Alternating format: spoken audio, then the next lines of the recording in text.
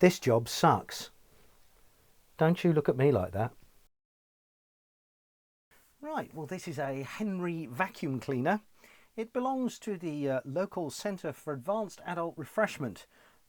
Therefore it is a priority job. Yeah, it has apparently just stopped. So yeah, first thing first, let's just pull these side latches off, and that should detach the motor from the filter and the rest of it, which I can put out the way. And let's see what we've got. Quite common failure on these is the switch and the lead, anything the customer can abuse, you know. This is the thing that's going to suffer most. And it's a more modern one because it is equipped with Torx bits. Okay, these have been made forever, just about. Very popular here in the UK, and if you ever need a vacuum cleaner that isn't sort of a bit more industrial, go get yourself a Henry. They really are very, very good. Still made here as well. Unbelievable. Anyway, this is a multimeter. We're going to put it round to ohms, and we're just going to have a little look, see if we've got any. Right, so we're on, so we should have some continuity across the mains, and we've got 9 megohms. No, yeah, it's not right at all, is it really? Let's just hope that the mains fuse is still intact, because if that's popped, it will most likely be a motor failure. And it's a 13 amp beefcake of a thing. Thankfully, it's still intact. Good. That's a start. Right. That means we've got to delve in. So we're going to need a large Torx bit.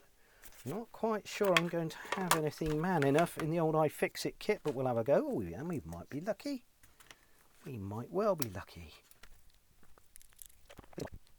That's got it. Oh, I got it right first time. I'll try and tell you what that is. That is a T5, I think. Oh, it's tight. We might need something a little bit more man than the iFixit kit to get that out of there. Let's try it without the springy extension thing on it. Oh, we can reach. That's good news. Yeah, there we go. It's turning.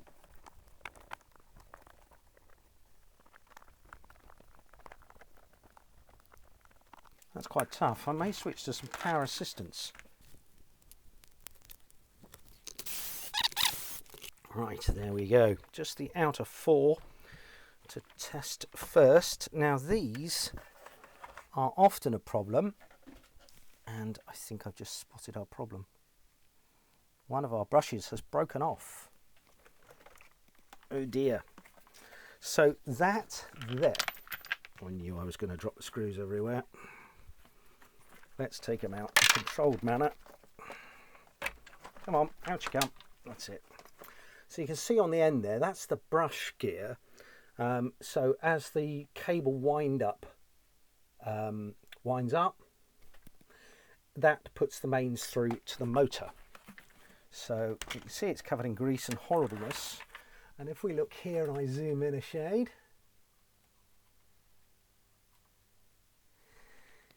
you can see that one has broken off. And that's disappointing. So let's put that to one side. We may be able to effect a solder repair to that. But let's just check we've got continuity between. I just thought it would have still worked all right with one on there. Maybe not. Maybe that wasn't good enough. Let's just check we've still got continuity between the brush gear and the mains plug. That side's good. And that side's good. Okay. So, does that mean over here we've still got nothing? So I'm just on the brush contacts here. 4 megohms. Okay. I'm going to come back to that brush because even this one is loose on its rivet. And that's not ideal. So I think what we'll do is we'll make a solder repair to that, but we will have to clean it up. So I'm just going to put the cable wind out of the way for a moment.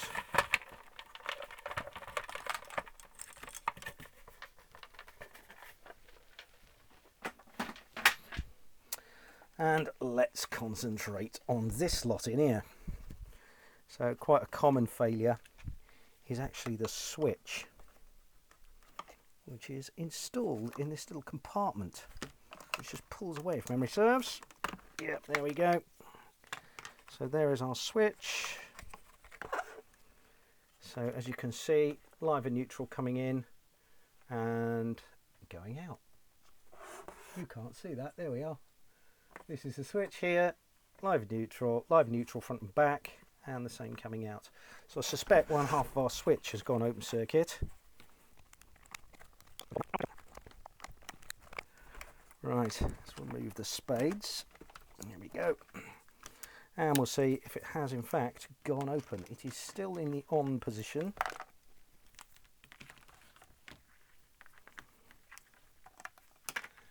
So meter is still on ohms. We'll switch it over to continuity, I think. So meter to continuity. Sanity check complete. So it should be short from this side to this side. That side's good. That side's good. It's not the switch. You tell me it's the motor. That would be most upsetting.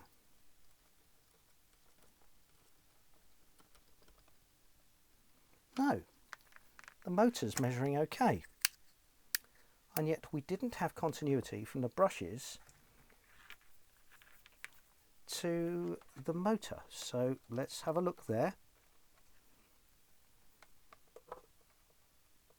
That side's good. Let's make sure that side's open, yeah. And this side should be short. What's going on here? So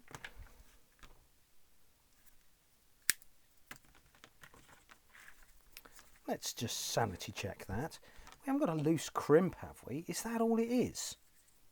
Well, that would be a bonus, wouldn't it? Let's pop the switch back in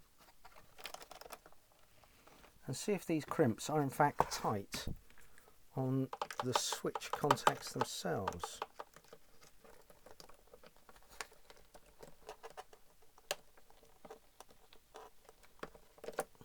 Neutral's good. Struggle. Live's good.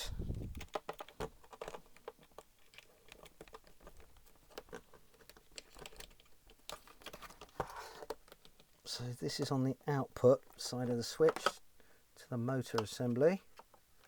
1 and 2.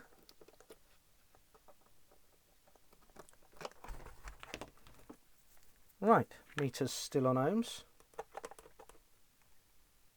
Now we're measuring all right. Did we just have a loose connection? Open, as you'd expect, on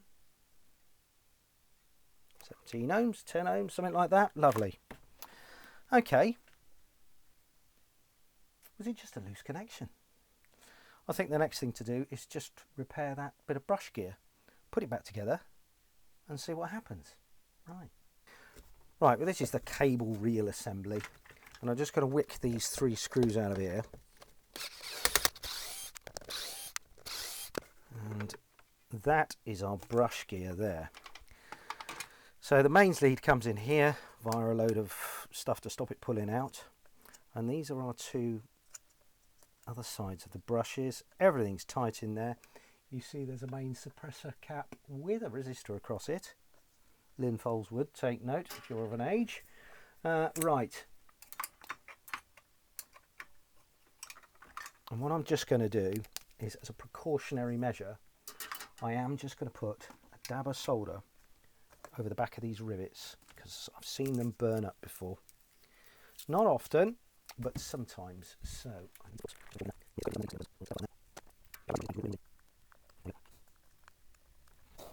it's just a little bit of a preemptive kind of repair. Well, not a repair, but a preemptive. Stop something nasty happening in the future. And now we've got to deal with this lot down here. This is horribly nasty and greasy. So that one, again, I'm just going to put a dab of solder on that side of that brush, and then I'm going to attempt to repair that one by slightly overlapping it and soldering it back in. So yeah, first things first, I think a bit of alcohol on here. You see there's just a little bit of movement in the whole plate, and we don't want resistance in that contact because it's going to get hot that way. So there we go. So let's just again, just a dab of flux on that.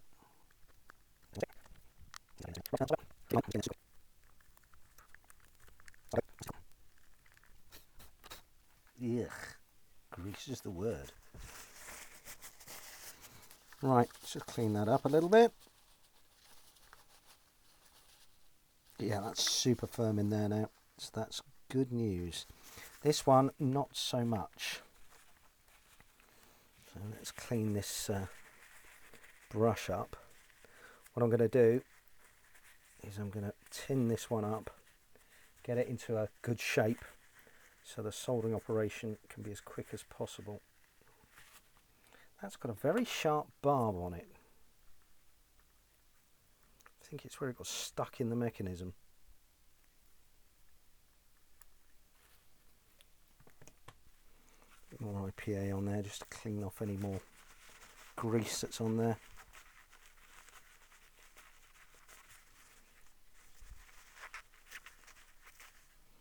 Super. I just need to hold that in something while I solder it. I'm going to use a crock lead just to keep it from melting the bench more than anything else. I've noticed this new rubber mat is not as impervious as the old unphotogenic black one. But hey, you can't have everything. And it does show up every mark as well on the camera. Right. There we go. Stick that into position so I can get on it. Flux again.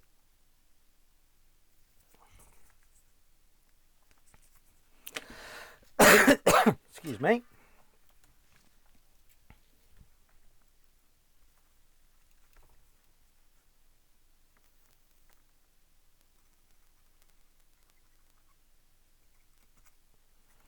There, you see how easily that is soldered up. I will zoom in.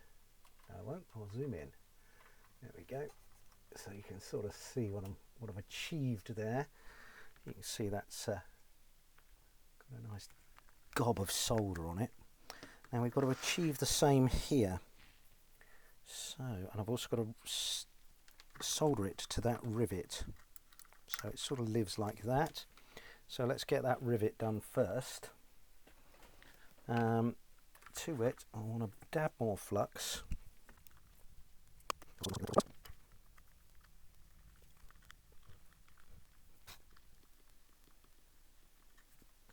Right, that's good. Bring my other broken brush in. Just see if we can get a contact on there.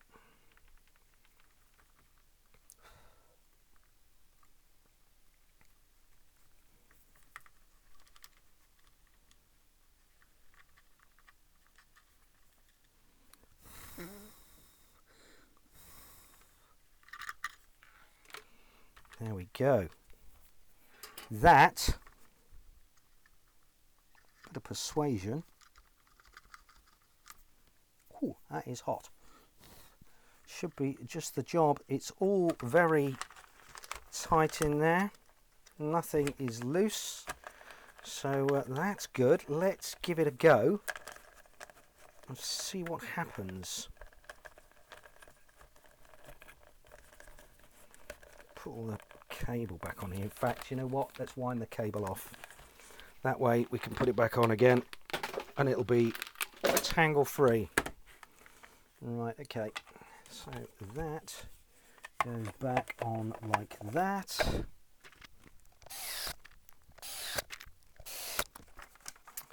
Right, let's reassemble the top.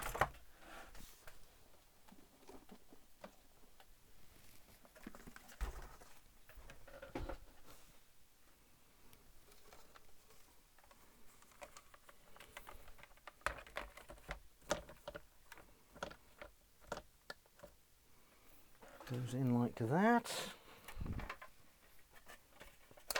Need the little window from the cable, which will be on the other end, of course.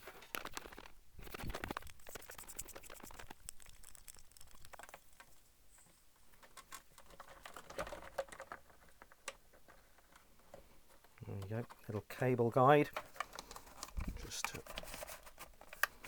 hold the cable in place. And the top assembly goes on like that. Spin it up the other way, pop the 4 screws back in the bottom.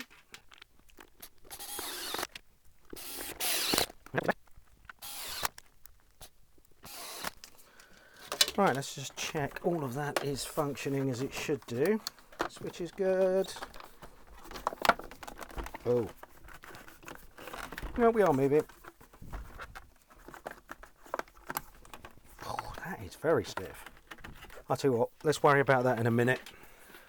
Because I suspect once we've got the base on it, we will actually be able to wind it up. It's just like I've got nothing to grab hold of. Let us just check across the mains lead and see what we're looking like for resistance. So, switch is on. Meter is going. Sanity check complete. We should have 10 ohms across there. 23, fair enough.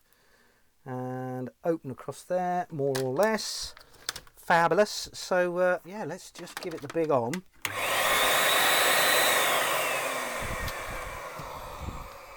And that's a vote winner. Right, let's see if I can't make this cable wind up work a bit better. I'm just going to put the base back on first. Right, it really wasn't winding very nicely at all. And the problem is this square thing. I thought it fitted in that gap there, but it doesn't. Should have paid attention when I took it apart, because it does in fact fit in that gap there the other way up. So it slides in.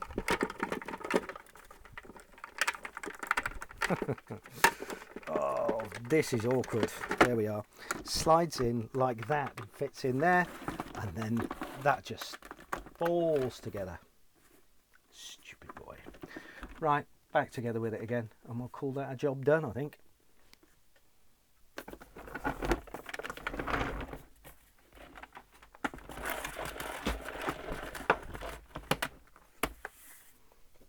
There you have it. Quick repair to this Henry vacuum cleaner. Click like, subscribe, do all that rubbish, and I'll see you on the weekend for something a bit more interesting. Cheers now. Bye.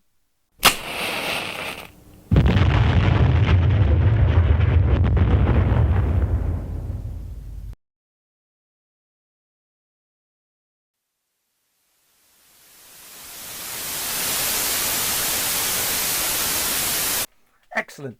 Quick repair to the pub's vacuum cleaner. Thank you for watching. Click like, subscribe, do all that work.